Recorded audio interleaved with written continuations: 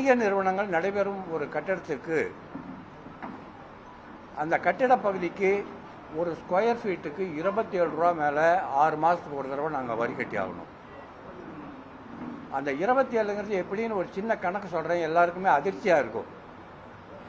ஒரு 1000 ஸ்கொயர் ஃபீட்டில் 2 மாடி கட்டிடம் இருந்தால் தரைத்தளம் 1000 ஸ்கொயர் ஃபீட்டுக்கு 27,000 ரூபா 6 மாதத்துக்கு ஒரு தடவை, முதல் தளத்துக்கு 27,000 6 மாதத்துக்கு ஒரு தடவை, ரெண்டாவது தளத்துக்கு 6 மாதத்துக்கு ஒரு தடவை 27,000, ஆக 6 மாதத்துக்கு ஒரு தடவை 81,000 ரூபா நாங்கள் டேக்ஸ் கட்ட வேண்டியது வருது. இதை நாங்கள் நீங்கள் குறைக்கணும் அப்படின்னு நாங்கள் கேட்டப்போ அவர்களுடைய பதில், அதிகார வர்க்கத்தில் என்ன பதில் என்றால், நாங்கள் இது 20 வருஷமாக சேலம் கார்ப்பரேஷனில் வரி உயர்வே பண்ணலை, சொத்து வரி உயர்வு. அதனால் இப்போ நாங்கள் வேறு வழியே இல்லாமல் நாங்கள் செஞ்சுருக்கிறோன்னு சொல்கிறாங்க. அதுவும் இல்லாமல் அவங்க என்ன சொல்கிறாங்கன்னா, எங்களுக்கு நிதி நிலைமை மிகவும் மோசமாக இருக்கிறது, ஆகவே இந்த வரியை நாங்கள் வசூலித்து தான் நாங்கள் எங்கள் நிதிநிலையை மேம்படுத்திக் கொள்ள முடியும் என்றெல்லாம் சொல்கிறார்கள். அதை நாங்கள் மறுக்கவில்லை. இது ஒரு முக்கியமான ஒரு பிரச்சனை என்னவென்றால், இந்த சொத்து வரி விதிப்பிலே மற்ற மாநகராட்சிகளுக்கும் எங்களுக்கும் ஏராளமான வித்தியாசம். மதுரை மாநகராட்சி சரி, கோவை மாநகராட்சி, திருச்சி மாநகராட்சி, இதிலெல்லாம் பார்க்கும் பொழுது இந்த அளவுக்கு உயர்வே இல்லை. அதுவும் இல்லாமல் அந்த மாநகராட்சிகள்லாம் ஏபிசின்னு 3 கேட்டகரியாக பிரித்து, ஏ எந்த பகுதி, பி எந்த பகுதி, சி எந்த பகுதின்னு அவங்க நோட்டீஸ்லேயே மென்ஷன் பண்ணி அதுக்கு தகுந்தாப்படி வரி போட்டிருக்காங்க. ஆனால் இங்கே என்ன பண்ணிட்டாங்கன்னா, ஏபிசிங்கிற கேட்டகரியே பிரிச்சிருக்காங்களா இல்லையான்னு எங்களுக்கு தெரியல. மற்றும் ஒரு பெரிய வேடிக்கை என்னவென்றால், இண்டஸ்ட்ரிக்கு, மாநகராட்சி எல்லைக்குள்ளே இருக்கக்கூடிய இண்டஸ்ட்ரிங்களுக்கு வரி உயர்வு சட்டப்படி அவர்கள் செய்யவில்லை. இண்டஸ்ட்ரிக்கு தனியாக பண்ணணும், கமர்ஷியலுக்கு தனியாக பண்ணணும். ஆனால் இவங்க ரெண்டையும் பிரிக்காமல் எல்லாரையுமே, அதாவது இண்டஸ்ட்ரி கமர்ஷியல் ரெண்டையுமே ஒரே கேட்டகரியில் வச்சு வரியை போட்டிருக்காங்க. இதனுடைய விளைவுகள் என்னன்னா, உங்களுக்கெல்லாம் தெரியும் சேலம் மாநகருக்குள் தொழில் வளர்ச்சி எப்படி இருக்கிறது என்று. எண்ணெய் ஆலைகள் இருக்கிறது, அரிசி ஆலைகள் இருக்கிறது, பருப்பு ஆலைகள் இருக்கிறது, சேகோ ஆலைகள் இருக்கிறது.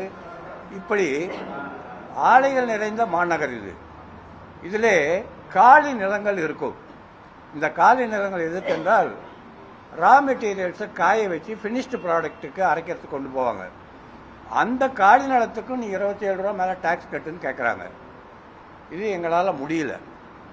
நாங்களும் எவ்வளவோ அவங்கக்கிட்ட சொல்லி பார்த்துட்டோம், அவங்க கேட்கல.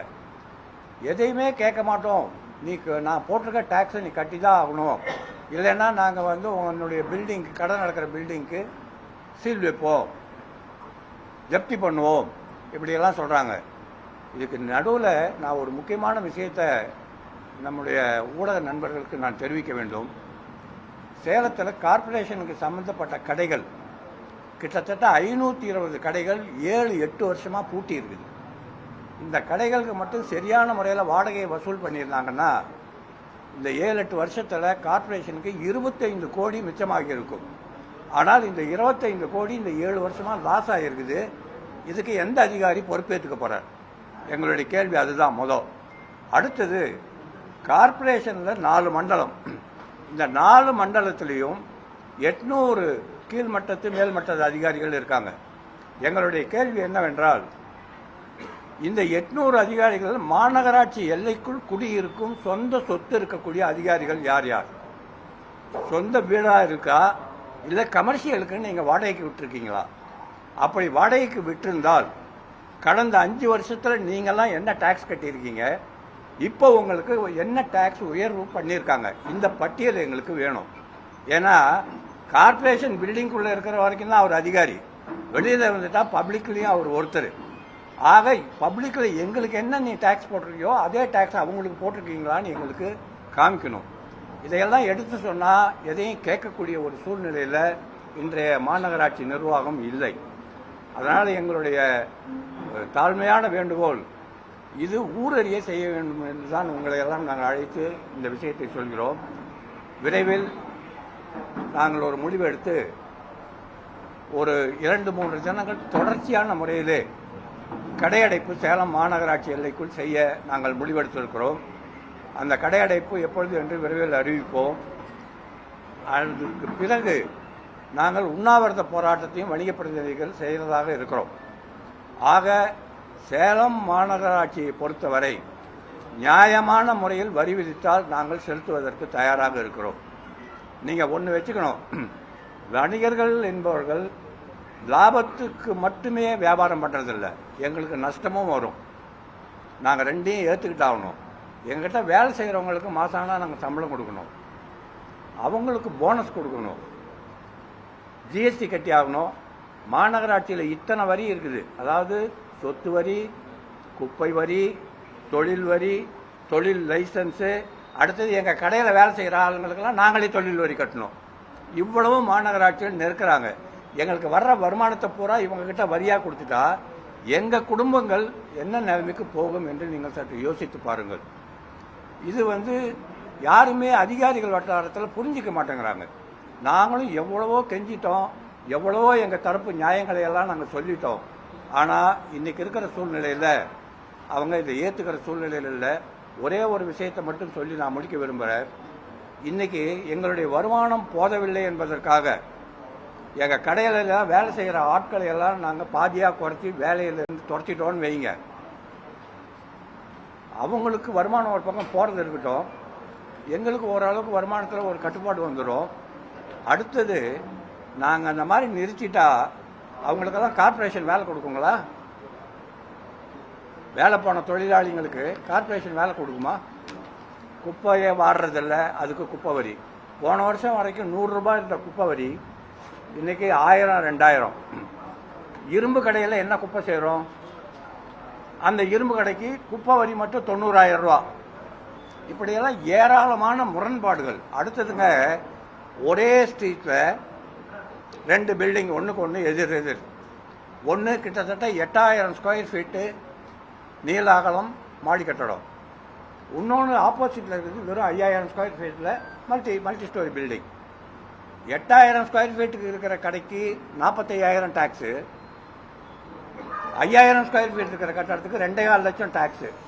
இது எப்படி நடந்திருக்க முடியும்? இந்த வரியை விதித்த அந்த அதிகாரிகள் கடையாக போய் கையூட்டு வாங்கிக்கிட்டாங்க. அதனுடைய விளைவுகள் பெரிய கட்டடங்களுக்கு வரி குறைவு, சிறிய கட்டடங்களுக்கு வரி அதிகம். மற்றும் ஒன்று, இவங்களுக்கு ஏரியாவே பிரிக்க தெரியல. அதாவதுங்க, மாநகராட்சி எல்லைக்குள்ள இப்போ சிவாப்பேட்டை இருக்குன்னு வச்சுங்களேன், சிவாப்பேட்டை சந்தைப்பேட்டை ஏரியா ஒரு பகுதி, சந்தைப்பேட்டை தாண்டி அந்தாண்ட போயிட்டீங்கன்னா அது நெத்திமேடு பகுதி. இப்படியெல்லாம் இந்த ஏரியா வைஸ் டேக்ஸ் போட்டிருக்காங்க. ஆனால் ஏரியாவையே மாற்றி சொல்கிறாங்க. செவ்வாப்பேட்டையில் அரிசி பஜாரில் இருக்கிற ஒரு கடைக்கு நெத்திமேடு வராது, நெத்திமேடு பகுதி வராது. ஆனால் இவங்க நாங்கள் போட்டுக்கிறது தான் நீங்கள் ஒத்துக்கணுங்கிற மாதிரி செவ்வாப்பேட்டையில் சத்திரத்துக்கிட்ட இருக்கிற ஒரு கடைக்கு நெத்திமேடு பகுதியில் இருக்க கடையாக காமிச்சு டேக்ஸ் போட்டால் எப்படி கட்டுறது? இந்த ஏபிசி கேட்டகரி வைஸ் எல்லாம் பிரிக்கலை. இந்த நிலைமையில் நாங்கள் பத்திரிகை துறை நண்பர்கள், ஊடகத்துறை நண்பர்கள்லாம் நாங்கள் கெஞ்சி கேட்டுக்கிறது, எங்களில் நீங்களும் ஒருத்தர். நாங்கள் வணிகர்கள் நஷ்டப்பட்டு ஒருவேளை கடைகளை நிரந்தரமாக அடைக்கக்கூடிய ஒரு சூழ்நிலை வந்துவிட்டால் சேலம் மாநகருடைய மக்களுடைய வாழ்வாதாரத்திற்கு யார் பொறுப்பேற்றுக் கொள்வது என்பது எங்களுக்கு மிகப்பெரிய கேள்வி. இன்றைக்கி எல்லா குடும்பத்திலையுமே கூலி தொழிலாளர்லேருந்து நல்ல வசதியான குடும்பத்து பிள்ளைகள் வரைக்கும் எல்லாமே நல்லா படிக்கிறாங்க, எல்லாம் ஐடி கம்பெனி தேடிட்டு போகிறாங்க. பத்தாத்துக்கு இப்போ ஏஐ வந்துடுச்சு.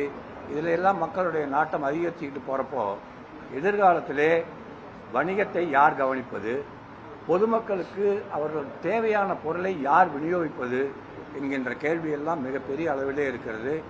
பத்திரிகை துறையின் நண்பர்கள், ஊடகத்துறை நண்பர்கள், எங்களுடைய கோரிக்கையை நீங்கள் சற்று விலாவரியாக பொதுமக்களை சென்று அடையும்படி நீங்கள் பப்ளிஷ் பண்ணணும்னு நான் ரொம்ப கேட்டுக்கிறேன். வேறு ஏதாவது கேள்விகள் இருந்தால் கேளுங்க, நான் பதில் சொல்கிறேன். 4 வருஷம் திமுக ஆட்சி தான் இருந்துச்சு. திமுக ஆட்சியில் தான் 5 மடங்கு உயர்வு, 6 மடங்கு உயர்வு. அப்பெல்லாம் போராட்டத்தையோ மற்றதை முன்னெடுக்காத அனைத்து வணிகர் சங்கம் இன்னைக்கு தாவேக ஆட்சியில களை அடிக்கிறதுக்கு என்ன காரணம்? நீங்க என்னுடைய பேச்சை முழுமையா நீங்க கேட்கல போல தெரியுது. சென்ற ஆட்சியிலே போட்டதுன்னு தான் நான் எடுத்த உடனே சொல்லி, அன்னைக்கு இருந்த லோக்கல் மினிஸ்டரை வச்சு கமிஷனர்கிட்ட பேசி, மாநகராட்சி கவுன்சில் கூட்டத்தில் கவுன்சிலர்கள் அனைவரும் சேர்ந்து இந்த வரி உயர்வு அபிரிதமாக இருக்குது, மக்களுக்கு இது மிகப்பெரிய இடையூறு, இதை குறைத்தே தீர வேண்டும் என்று தீர்மானம் போட்டு மேலே அனுப்பிச்சிட்டாங்க.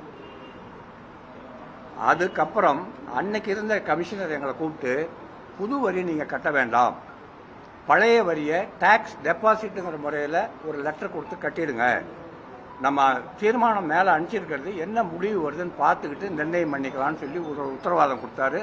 நாங்கள்லாம் கட்டினோம்.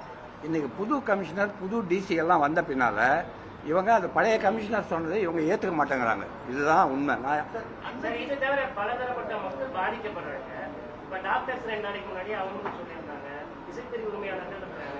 உங்களோட போராட்டம் ஒரு ஒருங்கிணைந்த போராட்டமா இருக்கும் சார். இப்போ என்னன்னா, டாக்டர்ஸினுடைய இது வந்து ஹாஸ்பிட்டல்ஸ் அது தனி. ஆனால் எங்களை பொறுத்த வரைக்கும் கேட்டிங்கன்னா, மக்களுக்கு அது ஒரு பொது சேவை. அந்த வருமானத்தை மீறி அவங்க டாக்ஸ் பண்ணும்போது எப்படி சார் கட்ட முடியும்? இது வந்து யாருமே கட்ட முடியாத லெவல்ல இருக்குதுங்க. அதை நம்ம பல தடவை எல்லா சங்கத்து சார்பாகவும் சொல்லி அவங்க கேட்கல. அதுக்காக அதனுடைய